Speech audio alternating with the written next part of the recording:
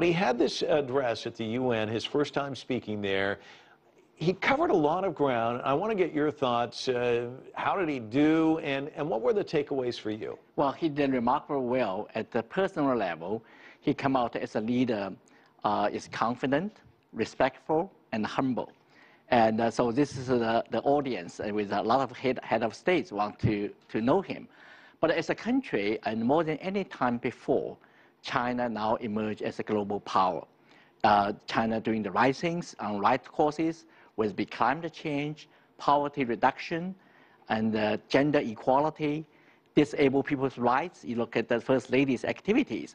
In all these very, very important causes, China wants to play a positive role, constructive role. And now China has money. You know, he writes several checks. He talks about dollar diplomacy or yuan diplomacy.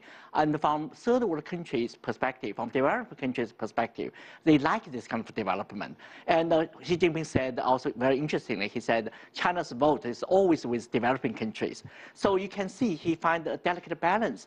In the past few days in Seattle, in Washington, D.C., he talked about major power relations, basically China-U.S. relationship. But now he talked about China's relationship with the many developing countries. So again, he achieved a new kind of delicate balance. And this shows that China's diplomacy reached a next level of sophistication. There were a couple of passages that kind of jumped off the page for me when I was watching it today. Let's listen to one, and I'd like to get your thoughts on the other side. Let's watch. The law of the jungle leaves the weak at the mercy of the strong. It is not the way for countries to conduct their relations. Those who adopt the approach of using force will find that they are lifting a rock to drop on their feet. He also went on to say all countries are equal, small or large, and he said the big, strong, and rich should not bully the small, weak, and poor.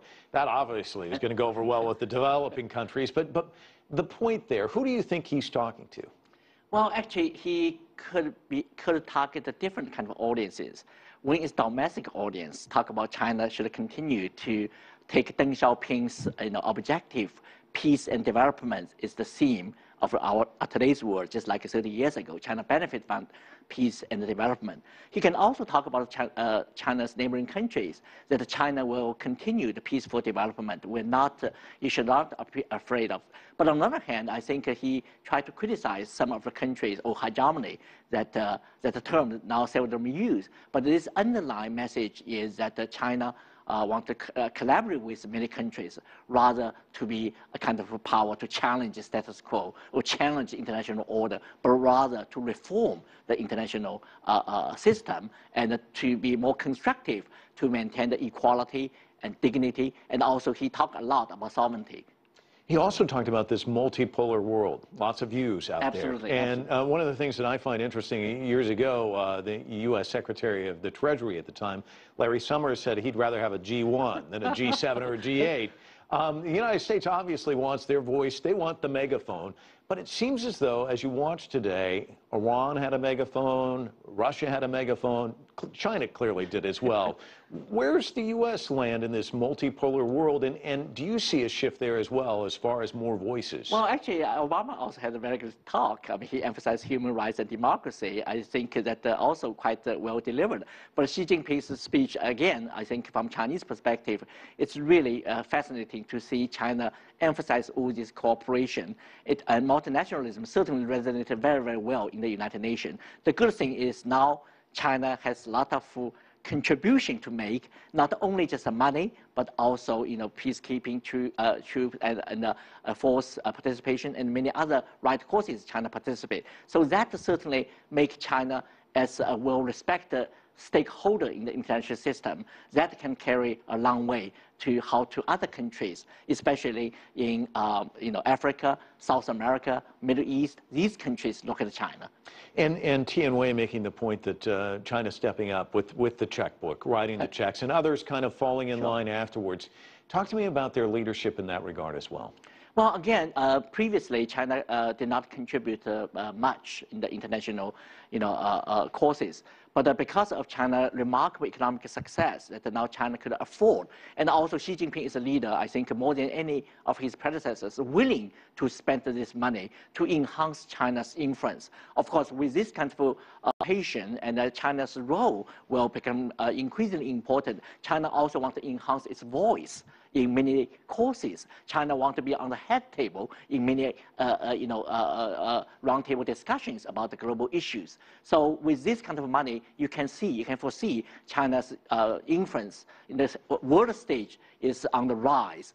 And also, hopefully, that Xi Jinping will stay with his peace and development theme. I think this is really good news for China and also good news for the region and to the world. Let me, we're just about out of time, but I have to ask you one final question because we saw you after Seattle when he had arrived in Washington, the state visit. Seattle, Washington, D.C., New York, how do you grade the state visit overall? Well, I think I grade a high grade, and because this is a very difficult trip. In many ways, that the atmosphere in the United States is not so friendly early on, but because he showed his sincerity, he showed that China will continue to be an open country. China should improve domestic situation and the issues about poverty, education, IT development. Again, the opening of China. And also the fact that China had the purchase list for 300 Boeings also show China remain as a very dynamic market. Now, of course, there's still some cynicism overseas, but domestically, I think the business community, private sector now really uplift their confidence. So it's all about confidence. I think in that regard, he scored extremely well. All right, Cheng Li, we'll leave it there. Thanks so much for coming in. Appreciate it. Thank you.